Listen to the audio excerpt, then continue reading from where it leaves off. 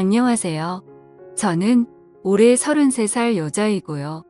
직업은 공무원입니다. 젊은 나이인데 힘든 일을 겪어서 살기가 너무 힘이 드네요. 저는 살면서 이렇게 기가 막힌 경험을 해본 적이 없었어요. 오늘 이야기를 들어보시고 조언도 주시면 좋겠어요. 그럼 시작해 보겠습니다. 제 직업은 행정직 공무원입니다. 힘들게 1년간의 시험 공부를 통해 공무원에게 합격했어요. 남들은 공무원이라고 하면 찰밥통이니 회사 퇴사 걱정이 없고 나중에 연금까지 받으니 얼마나 좋은 직업이냐고 생각하죠. 그러나 그렇지만도 않아요. 물론 직업에 자부심이 있었지만 사람들이 생각하는 것과는 많이 다르다는 말이에요. 실상은 박봉에 어느 정도 연차가 있어야 삶의 질도 좋아지고 봉급도 올라가고 그때까지는 돈 벌기 참 힘들더라고요. 일반 직장인 친구들은 가끔 여행도 하고 바이러스 시국에도 걱정 없이 월급 나오는 저를 부럽다고 하더라고요. 하지만 어떻게 보면 공무원 생활하는 곳이 군대잖아요. 계급 사회죠. 그래서 그런지 오래 버티는 사람들이 별로 없어요. 다들 중간에 그만두거나 아니면 공부를 좀 더 해서 공무원이나 공기업으로 이직을 많이 하는 편이에요. 그래도 전 나름 오래 있긴 했어요. 행정직이라 그런지 그렇게 힘들지도 않고 제 일만 하면 크게 눈치 주는 상사도 없었어요. 이렇게 한 직장에서 일하면서 남편을 만나 결혼도 했습니다. 남편은 육군 소령이고요. 처음 남편을 보았을 때 제복이 너무 멋있더라고요.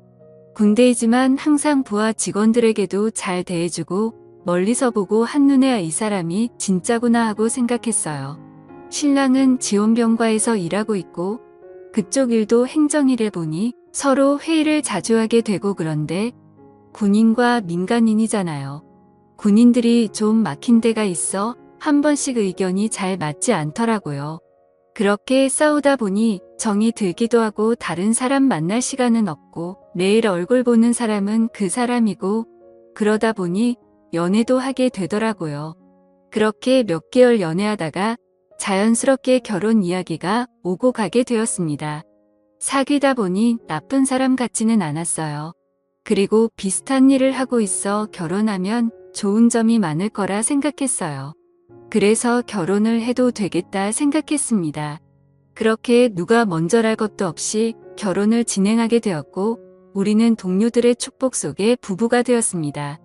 부대장님의 배려로 해외로 신혼여행도 길게 다녀올 수 있었어요.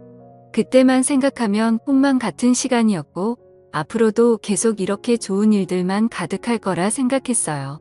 신혼생활은 너무나 행복했어요.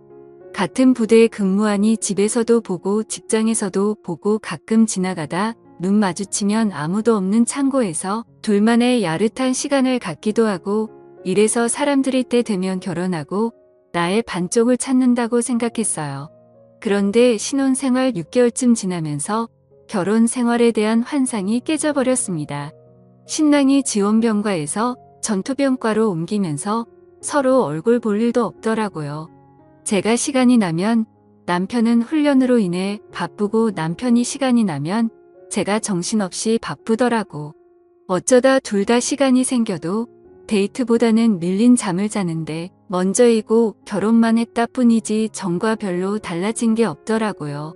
나중에는 이게 부부인지 군대 동기인지 분간하기 어려웠어요. 그냥 한 집에 사는 룸메이트 같았습니다. 그러다 보니 부부간의 애정도 별로 없었어요. 남들은 신혼 때 더 불타오른다고 하는데 그럴 시간도 없어. 결혼 생활에 대한 회에 마저 들다군요. 그래서 공무원을 그만둘까 하고 생각도 했었는데 하지만 이 일을 하려고 공부한 시간도 아깝고 이때까지 몇 년이니 걸린 진급과 경력이 너무 아깝더라고요. 물론 돈은 넉넉하지 않았어요. 적어도 아이를 가지기 전까지는 부지런히 벌어서 저축해 놔야겠다고 생각했어요. 그런데 안 되려고 하니까 모든 일들이 제 마음대로 되지 않았어요. 사회생활이라는 게 업무도 중요하지만 인간관계도 정말 중요하다는 생각이 들었어요. 그게 제 마음대로 되지 않았어요. 바로 새로 들어온 간호장교 때문이었습니다. 일반 직장인도 마찬가지겠지만 군무원 또한 시간이 지나고 진급하고 연차가 쌓이면 선후배의 관계가 엄격하거든요. 그리고 여기는 군부대잖아요. 하지만 민간인과 군인 신분은 계급을 떠나 서로 동반자라고 해야 할까? 서로 이해하고 다독여 주려고 노력하는 사이거든요. 친한 사이는 될 수 없겠지만 적어도 불편한 관계는 되지 말자고 생각했었습니다. 그런데 늦게 온 간호장교가 유난히 되게 까다롭게 굴고 불만도 많이 있어 보였어요. 나이도 비슷하고 계급도 대위라서 저도 막대하기에는 좀 힘든 사람이었어요. 그런데 어느 날부터 저와 관계가 나빠지기 시작하더라고요. 평소에 똑같이 했는데도 뭐 행정일을 이따게 보냐 등 짜증을 엄청나게 내더라고요. 그래서 제가 한 번은 시간을 내어 물어봤어요. 저게 대위님, 뭐 제가 실수한 거 있나요? 근데 무시하듯이 그냥 말없이 노려보더니 가버리더라고요. 아무튼 결혼 생활도 재미없고 사무실에서 신경이 쓰이는 일도 생기다 보니 스트레스가 정말 많았습니다. 그러던 어느 날이었어요. 훈련을 다녀온 남편의 짐가방을 정리하는데 처음 보는 화장품이 보이더라고요. 남편이 쓰는 남성용이 아니라 여성용 화장품이었어요. 이거 당신 거 아니잖아. 어디서 났어? 그랬더니 남편은 그거 화장품 다 떨어져서 새로 샀어. 라고 겁니다. 그래, 그런데 이거 가벼운데 새 것 아니야? 아, 올라 쏟아져나 보지. 뭐 그렇게 꼬칫꼬칫 해물어 화를 내는 남편을 보니 저도 더 묻기가 싫어지더군요. 근데 여자의 직감이랄까 뭔가 좀 이상한 느낌은 들었지만 그날은 그냥 넘어가기로 했습니다. 그런데 며칠 후 전 똑같은 화장품을 다시 보았어요. 집이 아니라 사무실에서였죠. 그렇게도 저를 싫어하던 간호장교의 책상 위에 똑같은 화장품이 놓여 있었습니다. 처음엔 아무 생각 없이 봤어요. 우연일 수도 있겠죠. 화장품 전시대에 가면 흔하게 살 수 있는 화장품이고 우연히 같은 걸 샀을 가능성이 있잖아요. 그렇게 생각하고 넘어가려고 했습니다. 그런데 머릿속에서 그 생각이 지워지지 않더라고요.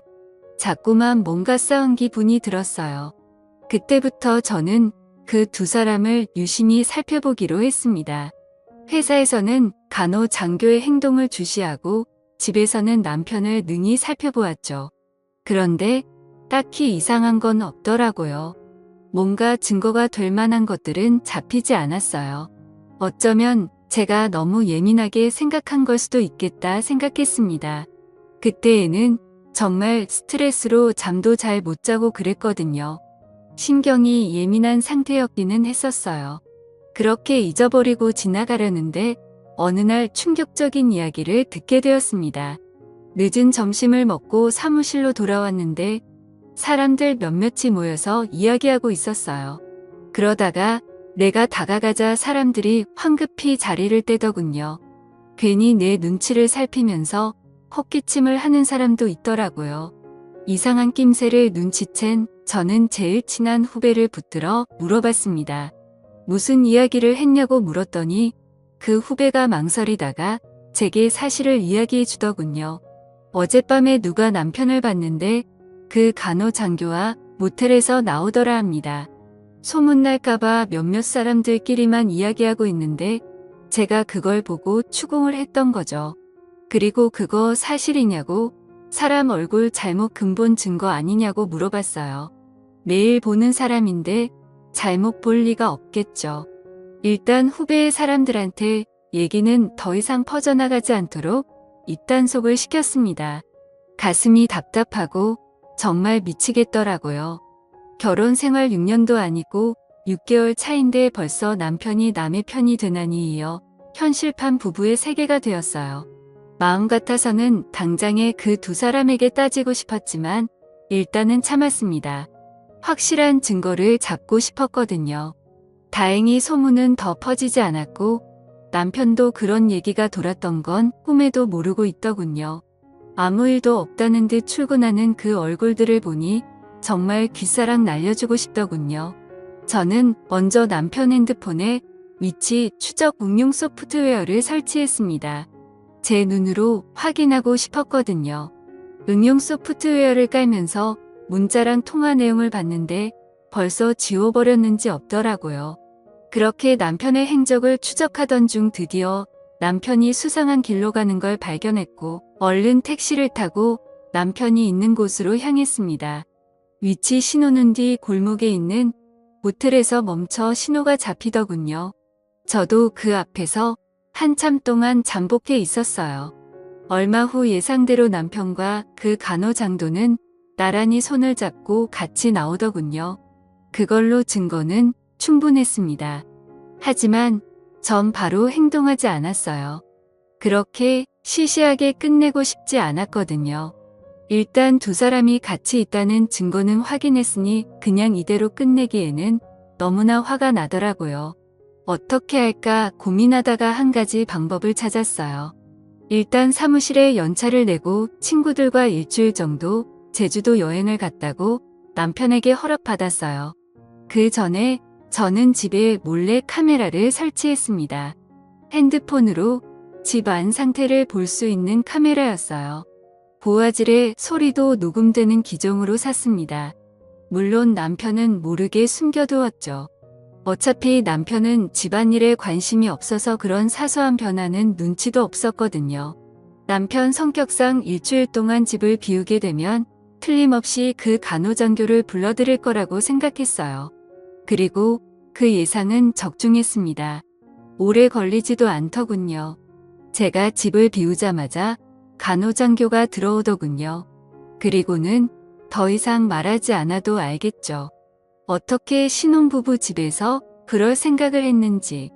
남편도 남편이지만 그 간호장교 정말 뻔뻔하더라고요. 그렇게 녹화된 영상은 모두 저장해 두었어요. 제주도 여행에서 집으로 왔을 때 아무 일 없다는 듯 생활했습니다. 얼굴만 봐도 토가 나올 것 같았어요. 그리고 드디어 폭탄을 터뜨릴 날이 밝았습니다. 월요일 오전 행정 직원과 관련된 사람들과의 미팅 시간. 간호장교는 오늘도 멋있는 표정으로 들어오더라고요. 그래, 그 표정 얼마나 오래가나 보자 하고 생각하니 웃음이 나왔어요. 드디어 회의 시작. 노트북에 연결된 영상을 보는 순간 회의에 모인 모든 사람이 깜짝 놀랐어요.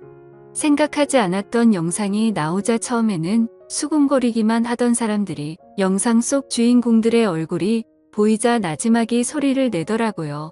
회의실은 완전히 아수라장이 되었습니다. 영상을 끌 생각도 못하고 다들 당황해서 하고 있었지요. 그러다가 뒤에서 이게 무슨 짓이야 라는 소리가 들려왔어요. 충격과 공포가 가득한 목소리였어요. 그리고는 손을 바들바들 떨면서 저를 노려보더라고요. 저도 지지 않고 같이 노려봤습니다. 이거 사생활 침해 아니야? 당신 고소할 거야 라고 하더군요. 그래서 저도 그래 어디 고소 한번 해봐. 내가 당하고만 있을 것 같아? 라고 해주었어요. 상황이 이렇게 되자 분노를 주체하지 못한 간호장교는 그 자리를 박차고 나가버렸어요. 공개적으로 망신당했으니 군생활 똑바로 할 수는 없었겠죠. 그 후로 들리는 소문으로는 전 남편과 간호장교는 그 사건이 벌어진 이후로 서둘러서 제대를 하게 되었다고 하더군요. 저 또한 이혼과 몇 년간의 군무원 생활을 정리했답니다. 그리고 지금은 다시 공부해서 5급 행정직 공무원에 취업했습니다. 지금까지 제 이야기 들어주셔서 고맙습니다. 이렇게라도 이야기하니 속이 시원하네요. 오늘도 건강한 하루 보내시고요. 그리고 항상 남자 조심, 여자 조심, 사람 조심하세요. 감사합니다.